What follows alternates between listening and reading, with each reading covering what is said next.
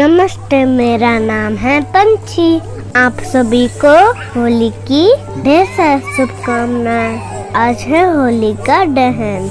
आप लोग देख सकते हैं होली का दहन की तैयारी चल रहा है। होली का दहन करने से पहले पूजा पाठ करना जरूरी माना जाता है और उस समय पूजा पाठ में कथा का विशेष महत्व है। होली का दहन से जुड़ी हुई भी एक कथा है तो होली जलाने से पहले की जाती है। मान्यता है कि इस कथा को पढ़ने के बाद होली का दहन करने से आपके घर में सुख समृद्धि में वृद्धि होती है और परिवार में सुख शांति स्थापित होती है। आपके अंदर जो भी बुराइयां होती है वो होली के अग्नि में जलकर समाप्त हो जाती है। तो आइए जानते हैं तो क्या है होली का दहन से जुड़ी कथा। असुर राज हिरण्यकश्यप को अपनी ताकत और शक्तियों पर घमंड हो गया था और वह खुद को ही भगवान मानने लगा था। वह ये चाहता था कि उसकी पूरी प्रजा भगवान की नहीं बल्कि उसकी ही पूजा करे।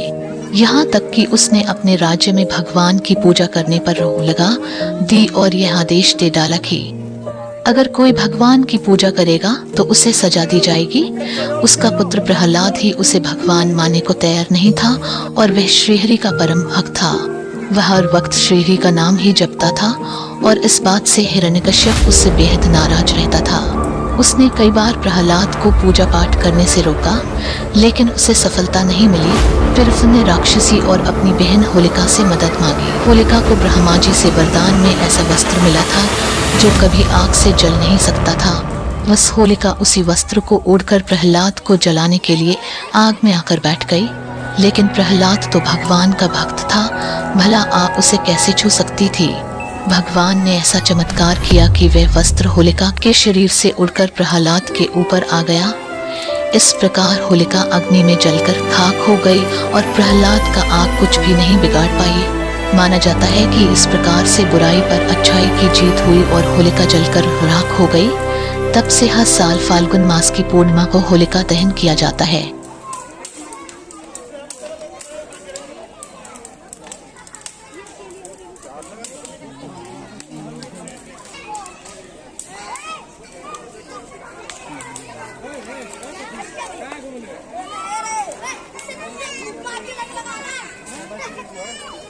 दूर